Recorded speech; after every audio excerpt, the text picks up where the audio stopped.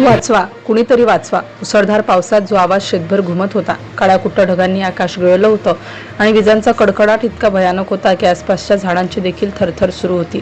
चिखलाने भरलेल्या त्या शेताच्या मध्यभागी एक माणूस जमिनीवर तडफडत पडला होता. त्याच्या काही फुटांवर एक महिला बेशुद्ध अवस्थेत निश्चित पडली होती आणि त्यांच्या भोवती दोन बैल वेड्यासारखे फिरत होते.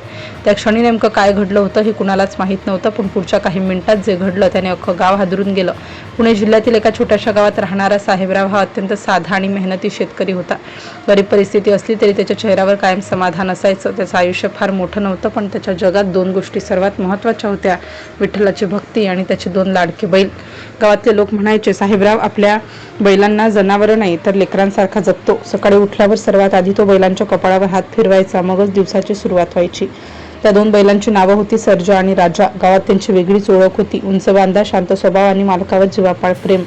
साहेबराव जिथे जाईल तिथे ते दोघेही सावलीसारखे त्याच्या मागे असायचे. अनेकदा लोक गंमत म्हणून म्हणायचे, हे बैल नाहीत रे, हे तर माणसांपेक्षाही जास्त समजूतदार आहेत. साहेबराव फक्त हसायचा, पण त्याच्या डोळ्यात त्या दोघांविषयीचं प्रेम स्पष्ट दिसायचं.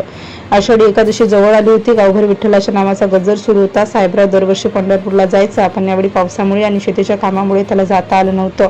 तरीही त्याच्या मनात एकच भावना होती: विठ्ठला, तू माझ्यासोबत असलास की मला दुसरं काही नको. त्या दिवशी तो सकाळपासून शेतात काम करत होता. त्याची पत्नीही त्याच्या सोबत होती. सर्जा आणि राजा शांतपणे बैलगाडीजवळ उभे होते.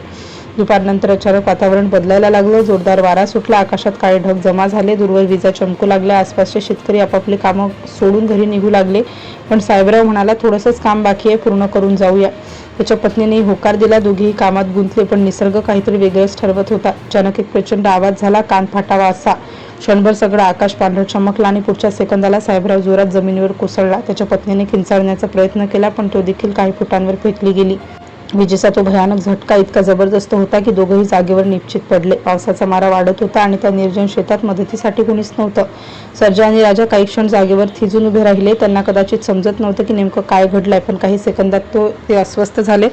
त्यांनी मोठमोठ्याने हंबरडा फोडायला सुरुवात केली. ते दोघे कधी साहेबरावभोवती फिरत होते तर कधी त्याच्या पत्नीच्या चेहऱ्यावर जाऊन नाकाने हलवत होते. पावसात त्यांचे डोळे लाल झाले होते आणि त्यांचा आवाज संपूर्ण शेतभर घुमत होता. काही वेळानंतर साहेबरावला हलकीशी शुद्ध आली. त्यांचं संपूर्ण शरीर भाजल्यासारखं दुखत होतं. डोळे उघडताच त्याला फक्त पावसाचे थेंब आणि बैलांचा हंबरडा ऐकू येत होता. त्याने कसंबसं मान वर केली आणि पत्नी बेशुद्ध पडलेली दिसताच त्याच्या काळजाचा ठोका चुकला. तो उठण्याचा प्रयत्न करू लागला, पण शरीर साथ देत नव्हतं. तरीही तो रांगत रांगत तिच्या जवळ गेला. त्याने मोठ्या कष्टाने पत्नीला ओढत बैलगाडीजवळ आणलं. पावसामुळे चिखल वाढला होता. प्रत्येक हालचाल म्हणजे मृत्यूशी झुंज होती. कसाबसा तिला गाडीत झोपवलं, पण आता सर्वात मोठी अडचण होती की बैलगाडीला जू कोण चढवणार. साहेबरावच्या हातात ताकद उरली नव्हती. तो उठूही शकत नव्हता. आसपासला मदतीला कोणीच नव्हतं. साहेबराव निराश होऊन चिखलात बसला. त्याच्या डोळ्यातून अश्रू वाहत होते. तो फक्त आकाशाकडे पाहून पुटपुटला, विठ्ठला, आता तूच काहीतरी कर. त्या क्षणी विजा अजून जोरात चमकत होत्या. पाऊस इतका वाढला होता की काही फुटांवरचंही दिसत नव्हतं. आणि त्याच वेळी काहीतरी विचित्र घडलं. राजा बैल अचानक पुढे आला. तो काही सेकंद शांतपणे बैलगाडीकडे पाहत राहिला. मग त्याने हळूहळू आपले पुढचे पाय दुमडले आणि स्वतःहून खाली वाकला. साहेबराव काही क्षण त्याच्याकडे अवाक होऊन पाहत राहिला. त्याला स्वतःच्या डोळ्यांवर विश्वास बसत नव्हता. जणू त्या मुक्या प्राण्याला परिस्थिती समजली होती. राजाने स्वतःच्या खांद्यावर जू घेण्याचा प्रयत्न सुरू केला. त्याच्या हालचालींमध्ये एक विचित्र जिद्द होती. साहेबराव अजूनही थरथरत होता. त्याला काही सुचत नव्हतं आणि काही सेकंदात दुसरा बैल सर्जा देखील पुढे आला. त्यानेही मान खाली घातली. दोघेही शांतपणे उभे राहिले, जणू कुणीतरी त्यांना आदेश देत होतं. साहेबरावने उरलेली ताकद एकवटून जू त्याच्या खांद्यावर ठेवलं. त्याचे हात थरथरत होते. पावसामुळे डोळ्यासमोर अंधार येत होता, पण त्या दोन्ही बैलांनी एकदाही हालचाल केली नाही. जू बसताच त्यांनी स्वतःहून बैलगाडी ओढायला सुरुवात केली. ना कुणी कसारा धरला होता, ना कुणी दिशा दाखवत होतं. तरीही ते दोघे चिखलातून हळूहळू पुढे निघाले. रस्ता भयंकर होता. सर्वत्र चिखल, पाण्याचे ओढे, अंधार, विजांचा कडकडाट.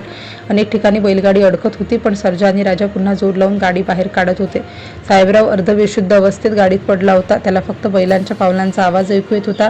गावाच्या दिशेने जाणारा तो रस्ता साधारण 3 किलोमीटरचा होता. सामान्य परिस्थितीतही तो अवघड मानला जायचा, पण त्या रात्री तो मृत्यूसारखा भासत होता. तरीही हे दोघे बैल थांबले नाहीत. त्यांच्या अंगावरचा पाऊस धारांसारखा पडत होता, पण त्यांच्या नजरा फक्त पुढे होत्या. गावाजवळ पोहोचताच काही लोकांना बैलगाडीचा आवाज ऐकू आला. इतक्या पावसात आणि अशा वेळी गाडी येताना पाहून लोक बाहेर धावले. त्यांनी पाहिलं, बैलगाडीत साहेबराव आणि त्यांची पत्नी बेशुद्ध पडले होते आणि सर्जा राजा पूर्णपणे थरथरत उभे होते. गावकरी क्षणभर स्तब्ध झाले.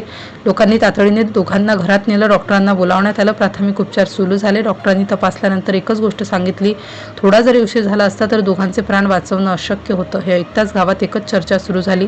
दुसऱ्या दिवशी सकाळी ही घटना संपूर्ण परिसरात पसरली.